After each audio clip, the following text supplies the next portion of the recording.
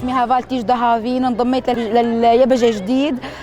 شرفاني نو، يعني أنا بعتبر شرفاني جديد بعدني، ما صار لي غير فترة منضمة. بصراحة انضميت لليبجة لأنه سمعت كثير عن اليبجة، هن مع المرأة، يعني ما بيحاربوا ضد المرأة، بالعكس دائما هن مع المرأة. انضميت مشان تكون المرأة كلها إيد وحدة وين ما كانت، أي مرأة، مو شرط عربية، كردية، أرمنية، يزيدية، أي مرأة، كل المرأة، أي مرأة بالعالم لازم نكون كلاتنا إيد وحدة، نكون كلاتنا مع بعض.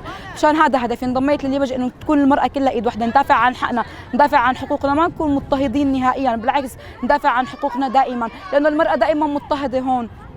تمام. انا بالنسبه لي انضميت بس مشان هذا سببي، انا انضميت مشان تكون المراه كلها ايد وحده وما تكون تحت العبوديه وتحت الاضطهاد.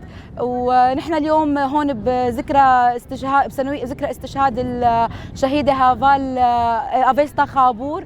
تمام. منضمين كلاتنا اليبجة، كلنا حاسين هون ايد وحده، يعني هذا نحن هون موجودين بهالساحه هي كلنا ايد وحده، بنحس حالنا كلنا ايد وحده، كلنا مع بعض، ما في تفرقه بيناتنا. وبمناسبه كمان استشهاد الشهيده افيستا خابور، هافال افيستا خابور هي مثالنا الاعلى، شهيده هي افيستا خابور هي مثلنا الاعلى، يعني بناخذ نحن منها القوه، بنستمد منها القوه. هي كانت مقاومه، كانت يعني تدافع دائما عن حقوق المراه، كانت قويه، كانت يعني قويه بكل معنى الكلمه، تدافع عن حقوق المرأة، ما تقبل الاضطهاد، ما تقبل الظلم نهائيا. فنحن هون اليوم بذكرى استشهادها للشهيدة هافال افيستا خابور.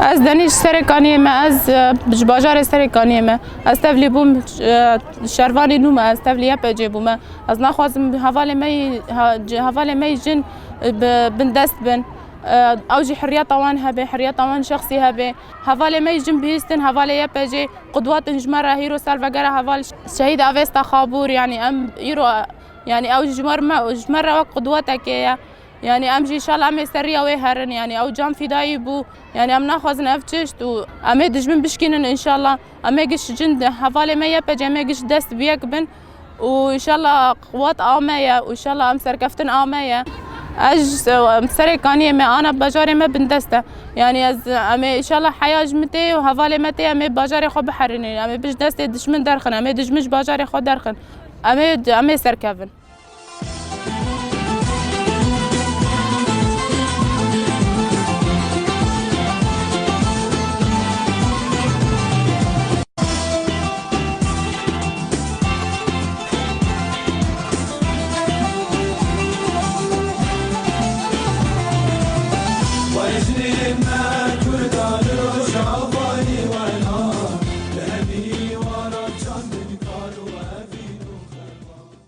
أنا شربان جديد، اسمي آفين جمول.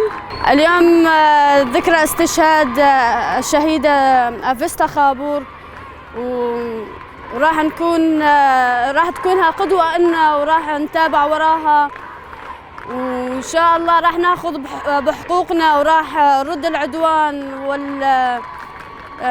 كل العدوان اللي محاربينا راح ننتصر عليهم، وراح نردهم وننتصر عليهم إن شاء الله.